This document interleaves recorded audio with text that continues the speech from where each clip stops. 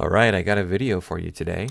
The Chiron says counter-extremism, government to review strategy Inc. Misogyny as ideological trend. The title of the video is Women to be accused of hate crime for saying men can't be women. And this is by Talk TV. So let's dive into this video.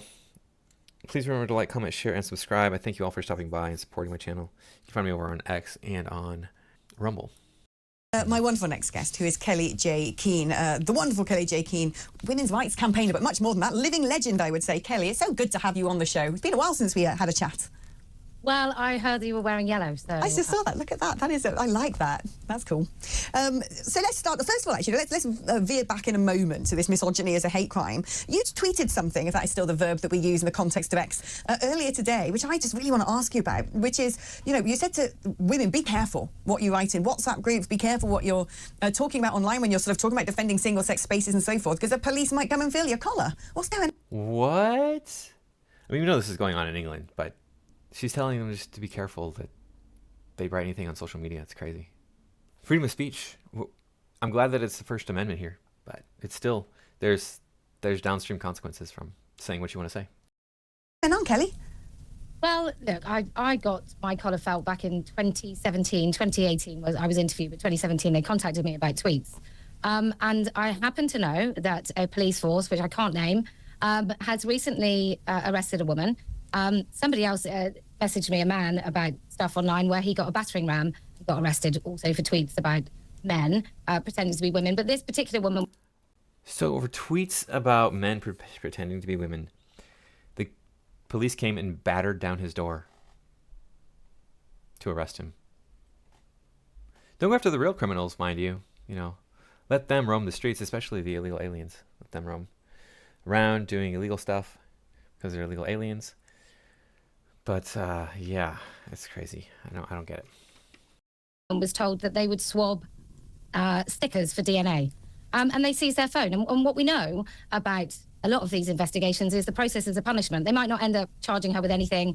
It might never go to court, but they will take her phone. So I just said to people, you know, just be sensible. Don't have your face to your phone or any apps. That's mad. The idea of swabbing stickers for DNA. I'm guessing these stickers said things along the lines of, you know, woman is an adult human female, rather than anything that's inciting hatred or violence. Yeah.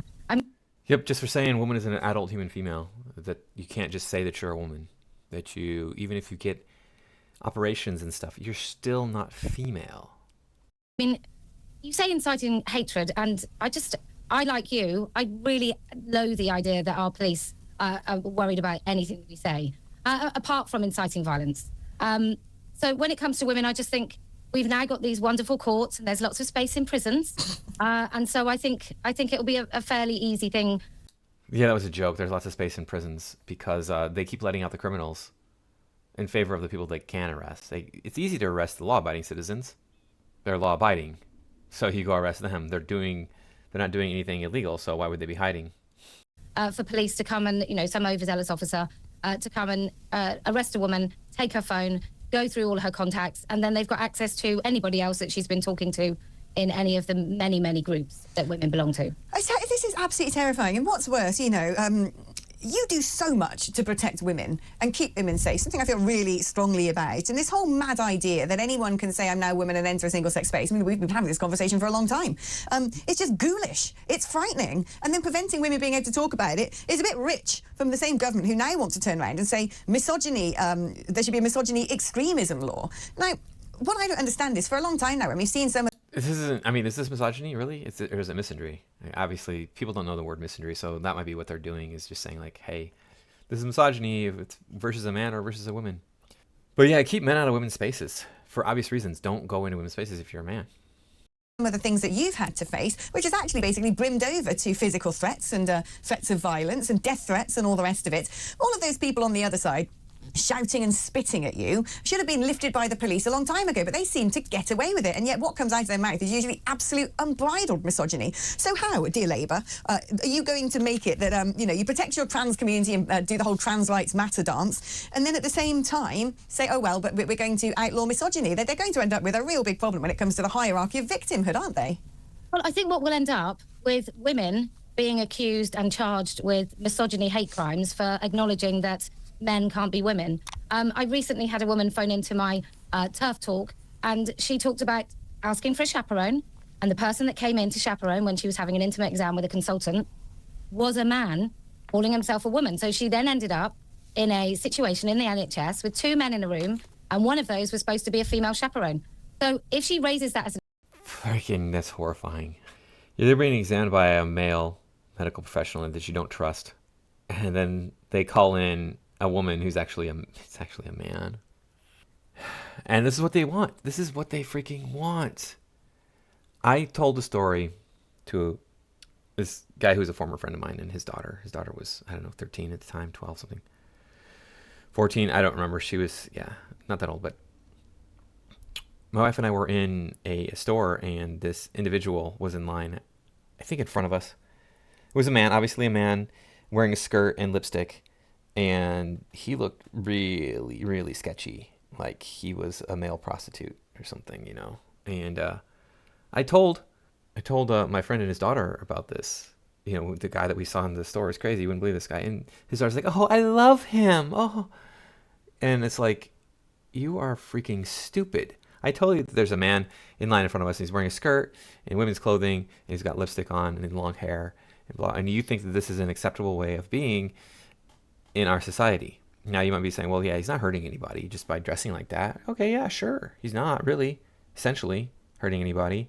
But this is a trend that we see where they want more and more and more, and they want to degrade men more and more and more so that they can degrade women more and more and more. This is all a collapse of our civilization. That's all this is. It's like, well, we can't have nice things. Why? Well, because there's no such thing as men and women. Oh, really? There isn't? Explain that to biology. You can't. an issue, let's say she decides to name the hospital and the consultant and everything, she could be guilty of an extreme misogynistic hate crime. That's nuts. That is absolutely bar. Just for naming the hospital and what they did. That's it. So a woman protecting the safety of women could be accused of hating women. I mean, that is just, it makes no sense. Nothing about the 21st century makes sense when it comes to this department. I mean, I do think when it comes... It seems like nothing makes sense about the 21st century, period. What is happening? Men are women, women are men, down is up, cats and dogs, getting along, you know, the whole shebang. To these sort of like grim little keyboard warriors sitting in their mother's basements or whatever, the incel community, that needs to be dealt with, because that is just really horrible and grotesque. But that... Not really. Because if you keep silencing them, they're just going to push them farther and farther underground. You're going to make more and more extremists. These guys find a place to vent their frustrations with women. Because for whatever reason, there's a significant portion of the male population that persistently gets rejected by females, by women. And somebody who was in my situation before I found my wife, I would go on a date, and that would be the extent of it. I would get involved with these women, and they would lead me on to believe that, hey, we're going to be having a relationship. And then they're not having a relationship with me. Get involved with women who, all they talk about, I know these women for months, all they talk about is, I want a relationship. I want a family, blah, blah, blah. I want a relationship. Okay, well, I'm here. I want a relationship. Oh, okay, let's try. Oh, okay, forget it. I don't want to do it. It's like, what did I do? Beating my head against the wall. Oh, it's not me. It's these crazy women. There must be a whole raft of legislation in place already that when people are joining little groups saying, I know, go and, perpetrate awful things against women, that's very clear, in the current climate of, oh, well, you've incited violence, so you're going to prison, done and done. To me, you don't need a specialist category for this is, particularly a misogynistic crime. But how do you feel about this? Because the thing is, as a woman, when we know that we are in so much danger from very real world things, okay, from actual physical crime, from being the targets of things like mobile phone muggings far more than men are, from, rape and harassment and all these other things which seem to be getting worse by the second, I would rather the focus was on that stuff rather than the language people use. And yet, as a woman, you kind of feel like, oh, well, this might be a step in the right direction. Do you think it... What? You really feel this might be a step in the right direction? I don't understand. Did I not follow that? You can't say, oh, only biological women are women. Nothing else is a woman, without it being a hate crime. But that's a step in the right direction when it comes to violation and muggings and these other things that are happening to women in the UK. I don't get it. Maybe she misspoke there. Maybe I'm not following. It has a place to be discussed, or could it be counterproductive? Like I said, look, this government doesn't know what a woman is, so I don't really understand the point of this sort of idea whatsoever. But in addition to that, I think women are so used to the sort of abuse and harassment that comes our way all the time that I don't think many women could be bothered to report it. Can you please name some of this abuse and harassment that is coming your way? Because, I mean, women complain that they get catcalled, and when the catcalling stops, they complain they don't get catcalled. So what is the abuse? We saw the woman, an old video now, the woman walked around New York City for, 10 hours? And we were all supposed to be shocked at how abusive the men were. And, like, the worst thing that happened was some guy walked beside her for a few blocks, hoping to get her attention. And that was it. Like, some guy said hello and stuff, and, oh, okay, that's horrible. I say hello to people that I don't know. What's the big deal? I tried to report a crime where somebody literally named my kids, had threatened me, had phoned me, had been really abusive. And the whole process was going to take sort of 4 to 6 hours. And I just thought they're not really going to do anything anyway. I think most women won't be bothered to report it. And those people that do report it are more likely, I think, to be men calling themselves women. I think they'll or a lot of misogyny. I'm going to bring in Benedict Spence now, who's patiently sitting with me. We're supposed to go at 8 o'clock, and I said, hang on for this one, Benedict, because it's an interesting conversation. One thing that I don't understand how this is all going to unravel is we did a report, an exclusive report here at Talk, into radical clerics, Islamic clerics, using YouTube to broadcast their sermons, whatever you want to call it, saying all sorts of really quite horrific things. And one thing that you see that is said a lot is, that the treatment of women under Islam isn't always particularly fair or nice. You can see that when people have to dress up like ghosts and walk around the place. And the idea of, things like polygamy and concubines and so on and so forth. We've seen with grooming gangs some of these more medieval viewpoints that can happen within pockets of that community. And I'm certain there'll be plenty of imams out there. I'm not saying it's going to be the majority, but there are plenty of them out there who probably spout some of the most horrible, threatening and disgusting language when it comes to how women should be treated and viewed in society. Now, what happens when someone sees that? It's on YouTube free for all. You're not just, in the mosque joining in and listening to it. And you report that to the police, and then, Islamophobia's there as well. I mean, Benedict, who's going to win that one? I mean, it's... Yeah, you can't say anything against Islam, but they're allowed to say all these different things about women. The Muslims are. You used to say, like, she said, you don't have the same rights, and that's the way it's supposed to be. As soon as you say that is the way it is supposed to be, you're saying that is against women, because you could say it for a factually, like, hey, a woman's testimony doesn't count as strongly as a man's testimony in a court of law in the Islamic world. If that's a factual statement, you're allowed to say that, and even if it's not a factual statement, you're allowed to say that as long as everybody understands that you're being hyperbolic or whatever, telling a story. But as soon as you tack on there, and that's the way it's supposed to be, then that's against women, right? According to what we see happening in these woke governments, where they have to control everything. But the funny thing is they're not controlling everything. They're only controlling the people who are saying things they don't want them to say. So when you say a woman is an adult human female, you're not allowed to say that. That's against the rules. But then for some reason Islam can come in and say all these terrible things. It's because it doesn't make any sense. It's all what they want to have. There's no actual rules here. It's what they want. The direction that we travel in will be very curious. As much as anything else, one of the things you do notice when it comes to policing in this country is the concept of community policing, and that is the local police discussing with community leaders. Nobody's ever quite sure who they are or how they got there, but they're there. Different approaches to police these things. And what you'll probably find is that because no complaints will be raised from within the community itself, it won't be pursued. And of course they won't be pursued within the community itself, because actually the majority of women in those communities are, in that sort of very extreme circumstances, are going to be cowed, they're going to be intimidated, because that's actually how a lot of this works. And you're right to say that it's not all, and this is one of the things I think that sort of liberal metropolitan Londoners tend to assume, that there is just this one sort of monolithic Muslim community. There isn't. There are very many different ones with different interpretations of their text. But the directions that we can go in is this sort of thing where effectively by the back door, by not looking, turning a blind eye, you do have, as we've talked about, two-tier policing system that'll lead to a sort of an Ottoman millet system where you have sort of unofficial community relations where community leaders are able to sort of deal with things in-house and not very much is said. Or we will have to go down the sort of the French secular route and be very aggressive about it. Now, I don't think that our authorities have the gumption to do that sort of thing in this country, but it is the only way you can deal with that sort of thing if you indulge it to a point where it is too large to ignore. Yeah, I mean, Kelly, it's sort of like, to me, this ties in with what you were saying earlier about this misogyny, hate crime, is the people who end up using the sort of hurty words as a criminal offence tend to be the people who are on the extremes. Yeah, and can I just say, I'm... I like how she didn't respond to what this man said. No, I don't know where her line of thinking is going, because that was a complete non sequitur. She just ignored what he said and went right into, hey, look, these people are on the extremes. I'm like, did I miss something there? Is this just me? I don't know what's going on with this news program, but it doesn't really seem to make much sense to me, other than I can agree with them that this woke ideology that claims that you can be anything you want to be, just claim it. I can be a fairy. All right, I have wings all of a sudden. No, I don't have any wings. It doesn't work that way. Self-appointed the community leader for all women in the UK, so I'm expecting a press conference with the police at any moment. But when look, I just think a crime should be a crime should be a crime. I don't really care who's doing it. I don't care who the crime is against. I don't think that should make any difference for anyone. I think if you're saying something that's inciting violence, then that's a crime, and if you're not, then it isn't. If you're saying something like deeply harmful that incites violence amongst women, even if those women are married women to people, and you're telling their husbands to beat them, then I think it shouldn't really matter who's saying it, what excuse. Well, I'm glad that we have freedom of speech in the United States. Look at England is very similar to the U.S. as far as countries around the world go. I mean, it's the country that the United States is based on, right? But they're sitting there saying you can't even say extremist things. I'm so glad that we have freedom of speech in this country. But like I said, there's downstream effects. You could lose your job. You could lose your position. You could lose standing in the community, et cetera, all these different things. But it's ridiculous. You should be allowed to say whatever you want to say. They have.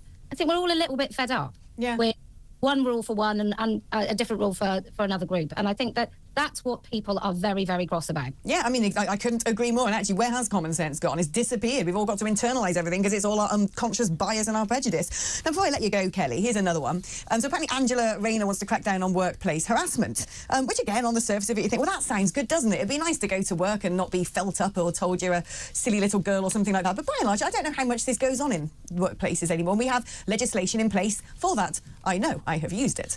But not for anything that was, minor, by the way. But, the typical Telegraph headline, but I kind of understand where it's going with this. It says Rayner's crackdown on workplace harassment spells the end of the office party. It's a similar thing, isn't it? When you end up, like you were saying, if you incite violence, it doesn't matter who you are or who it's against, you've incited violence, easy peasy.